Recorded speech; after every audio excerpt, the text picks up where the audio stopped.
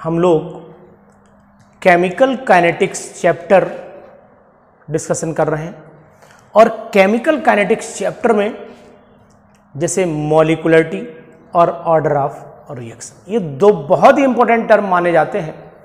तो इन दोनों टर्म को हम अलग अलग वीडियोस में डिस्कशन करेंगे।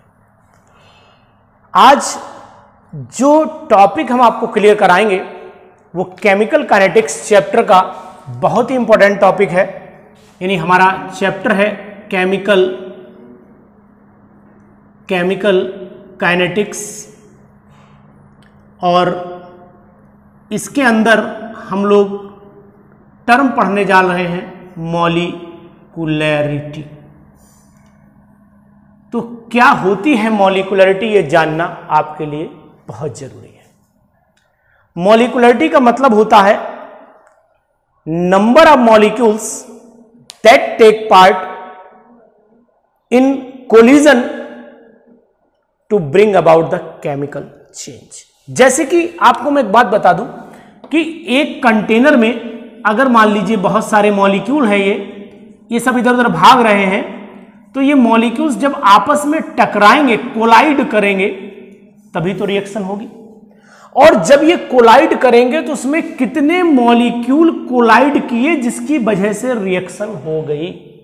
मान लीजिए इसमें 1 2 3 4 मॉलिक्यूल थे, यानी ये सब मॉलिक्यूल थे, लेकिन यही 2 मॉलिक्यूल आपस में टकराए और इन्हीं के टकराने से रिएक्शन कंप्लीट हुई। तो इसका मतलब है 2 मॉलिक्यूल टकराए तो बाई मॉलिक्यूलर, 1 मॉलिक्यूल टकराया यूनिमॉलिक्यूलर, 3 मॉलिक्यूल टकराए तो टरमॉलिक्यूलर कही जाती है। तो मैं आपको ये बता दूं कि यूनिमॉलिक्यूलर, बाईमॉलिक्यूलर, ट्राईमॉलिक्यूलर, इस टाइप की केमिकल रिएक्शंस जो हैं वो आपको पढ़नी है। तो सबसे पहले हम ये जानना जरूरी हो जाता है कि मॉलिक्यूलरिटी होती क्या है। तो अब आपका शायद कंफ्यूजन मिट चुका होगा कि molecularity is the number of molecules, ions और एटम्स, कुछ भी हो सकता है, taking part in a collision which bring about the chemical reaction. यानी कि जो केमिकल रिएक्शंस के लिए जितने मॉलिक्यूल जिम्मेदार हो जाएं, कोलिजन में जितने मॉलिक्यूल आपस में टकराएं, वही कहलाती है मॉलिक्यूलरिटी। अब ये मॉलिक्यूलरिटी होती कितने टाइप की है, तो मैं आपको ये बता दूं कि मॉलिक्यूलरिटी होती है मेनली 3 टाइप की। वन इज कॉल्ड यूनिमॉलिक्यूलर, दूसरी कहलाती है बाईमॉलिक्यूलर, और तीसरी कहलाती है ट्राई बोल सकते हैं या टरमॉलिक्यूलर भी बोल सकते हैं, ट्राईमॉलिक्यूलर या फिर हम टरमॉलिक्यूलर भी बोल सकते हैं। कोई दिक्कत वाली बात नहीं है इसके लिए। तो आपको यहां मैं बता दूं कि यूनिमॉलिक्यूलर रिएक्शंस वो होंगी जिसमें केवल एक मॉलिक्यूल, यानी कि जो रिएक्शन का रेट है वो केवल एक मॉलिक्यूल पे डिपेंड करेगा, यानी रिएक्शन जो होगी एक मॉलिक्यूल पे डिपेंड करेगी। जैसे कि अगर हम रिएक्शन लिखें तो PCl5 इसे तोड़ दीजिए PCl3 में और Cl2 में, दिस इज यूनिमॉलिक्यूलर रिएक्शन। इसमें एक मॉलिक्यूल इसका डिपेंड करेगा, रेट एक पे डिपेंड करेगा।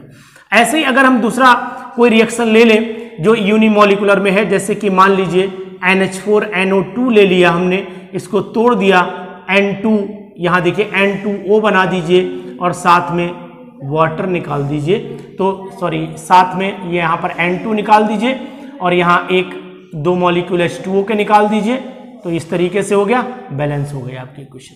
तो इस तरीके से आप देख सकते हैं कि यूनिमॉलिक्यूलर रिएक्शंस वो रिएक्शंस होती हैं जिनमें रेट केवल एक रिएक्टेंट की कंसंट्रेशन पर डिपेंड करे। अगर हम N2O5 ले लें तो इसको भी तोड़ दीजिए तो ये टूट जाएगा आपका, N2O4 में टूटेगा, N2O4 में टूटेगा और हाफ O2 में टूटेगा। तो ये एग्जाम्पल मैंने आपको दे दिए यूनिमॉलिक्यूलर रिएक्शंस।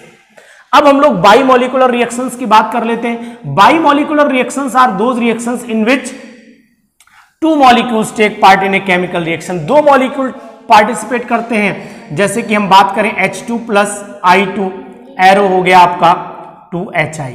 ऐसे ही हम Ag पॉजिटिव और Cl नेगेटिव को मिला दें तो ये बन जाता है आपका Ag Cl। इस तरीके से भी बहुत सारे एग्जाम्पल हो सकते हैं, यानी कि हम ये देखें कि दो मॉलिक्यूल रिएक्शन में जब पार्टिसिपेट करेंगे तो रिएक्शन कहलाएगी बाइमोलिकुलर, और ट्राइमोलिकुलर में क्या होगा, आप ट्राई की याद रखिए, टर छोड़ दीजिए, टर इसके बाद वाले को टर दे दीजिए नाम। चलिए आपको एक बात बढ़ा देते, टर मॉलिकुलर, इसके बाद वाले टेट्रा नहीं होता, ये बात ध्यान रखिएगा। तो ट्राइमोलिकुलर रिएक्शंस वो होती हैं जिनमें जैसे मान लो 2SO2 लिया और O2 लिया और बना दिया हमने 2SO3। तो इसमें 3 मॉलिक्यूल रिएक्शन में पार्टिसिपेट कर रहे हैं, 2NO लिया, O2 लिया, बना दिया 2NO2, इसमें भी 3 मॉलिक्यूल पार्टिसिपेट कर रहे हैं। तो सिंपल सा टर्म याद रखिएगा कि कोलिजन में जितने मॉलिक्यूल आपस में टकराएं और उसकी वजह से रिएक्शन कंप्लीट हो जाए, उसी को बोलते हैं हम लोग मॉलिक्यूलैरिटी। एक बात जो बहुत ही इंपॉर्टेंट है, मॉलिक्यूलैरिटी केवल एलिमेंट्री रिएक्शंस में ही निकाली जाती है, जो सिंगल स्टेप रिएक्शंस होती हैं इन्हीं में ही निकाली जाती, ऐसा नहीं है। अब आपको बताएं, अगर रिएक्शन कॉम्प्लेक्स हैं जो एक से ज्यादा स्टेप में कंप्लीट हो रही हैं, ऐसी रिएक्शंस हैं, तो ऐसी रिएक्शन में जो रेट डिटर्मिनेशन स्टेप होगी यानी स्लो स्टेप होगी, मॉलिक्यूलैरिटी उसी पे ही, यानी कि मॉलिक्यूलैरिटी किससे निकालेंगे, जो स्टेप स्लो हो जाती है। अब हम एक एग्जांपल से आपको समझा देते हैं कि अगर एक से ज्यादा स्टेप में कंप्लीट होती है रिएक्शन, तो उस समय हम लोग उसको कैसे, उसकी मॉलिक्यूलैरिटी कैसे निकालेंगे। तो मैं आपको बताऊं कि यहां पर मैंने लिखा 4HBr और इसकी रिएक्शन O2 से करा दी, बन गया 2H2O और Br2। इस रिएक्शन में मॉलिक्यूलैरिटी 5 तो आने से रही, क्योंकि 4 और 1 5, ऐसा है नहीं।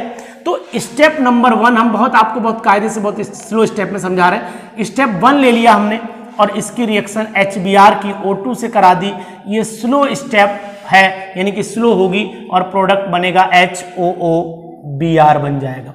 स्टेप नंबर 2 क्या होगा, स्टेप नंबर 2 में जो यहां से HOOBr है, इसको दोबारा HBr से रिएक्शन करा दीजिए, जैसे कराएंगे बन जाएगा यहां से Br2। देखिए यहां पर ध्यान दीजिए, ये वाला आपका Br2 बन जाए, ये पूरा प्रोडक्ट आपका दिख रहा होगा। यहां पर देखिए सिंपल हमने HOBr लिया, दिख रहा है आपको HOOBr, और इसकी जब हमने HBr से रिएक्शन कराएंगे तो यहां पर अब कंडीशन क्या होगी, क्या प्रोडक्ट इसके सामने निकल सकता है, वो मैं आपको बता दूं। वो बहुत ही इंपॉर्टेंट स्टेप हो जाती है HOBr के कंडीशन में, यानी कि अगर एक HBr यानी 2HOBr बन जाएगा, 2HOBr। अब स्टेप नंबर 3 जो आती है, इसमें एक HOBr ले लीजिए और एक आप HBr ले लीजिए, इन दोनों में से Br2 खींच लीजिए और साथ में निकाल दीजिए वाटर। अगर सबको जोड़ेंगे तो रिजल्ट ओवरऑल यही आएगा, क्योंकि हमने यहां पर ये 2 मॉलिक्यूल लिए तो इसे 2 से मल्टीप्लाई कर दें, फिर 2 लिखे, फिर यहाँ ये हमने 2 हटा रखा है, इसलिए आप इसको, तो यहां पर ये स्लो स्टेप है, ये स्टेप फास्ट है, ये स्टेप भी फास्ट है। तो रेट जो डिपेंड कर रहा है वो डिपेंड कर रहा है किस पे, केवल HBr पे और O2 पे। इसका मतलब हुआ ये कौन सी हो गई, ये बाई मॉलिक्यूलर रिएक्शन हो गई, क्योंकि rate depends on the concentration of only 2 reactants. केवल 2 रिएक्टेंट की कंसंट्रेशन पर रेट डिपेंड कर रहा है, यानी 2 ही मॉलिक्यूल की कंसंट्रेशन इसमें पार्टिसिपेट कर रही है रिएक्शन में, इसलिए ये बाई मॉलिक्यूलर रिएक्शन में चली जाएगी। तो मॉलिक्यूलरिटी क्या होती है और क्या कॉम्प्लेक्स रिएक्शन की मॉलिक्यूलरिटी हम लोग निकाल सकते हैं या नहीं निकाल सकते हैं, ये सब बातें आज आपने इस पूरी वीडियो में जान ली मॉलिक्यूलरिटी के केस में। अब ये मॉलिक्यूलरिटी के बाद एक टर्म आता है ऑर्डर ऑफ रिएक्शन। तो मैं आपको बताऊंगा कि ऑर्डर ऑफ रिएक्शन क्या होता है, लेकिन उससे पहले आप मॉलिक्यूलरिटी की प्रैक्टिस कर लीजिए और इसको समझ लीजिए, लिख करके देख लीजिए, एग्जाम्पल्स बार बार प्रैक्टिस कर लीजिए, क्योंकि केमिस्ट्री रिएक्शन से बोलती है, केमिस्ट्री एग्जाम्पल से बोलती है, केमिस्ट्री थ्योरी से नहीं बोलती है, इस बात का ध्यान रखिएगा। तो मैं ऑर्डर ऑफ रिएक्शन आपको नेक्स्ट वीडियो में बताऊंगा, तब तक आप इसको पढ़ करके प्रैक्टिस कर लीजिए, बढ़िया से लिख करके देख लीजिए और आप इस वीडियो को अपने दोस्तों को शेयर जरूर कर दीजिए। अगर आप मेरे चैनल पर नए हैं तो प्लीज इसको सब्सक्राइब कर दीजिए, जिससे आपकी केमिस्ट्री की पढ़ाई बिना रुके अच्छे से चलती रहे।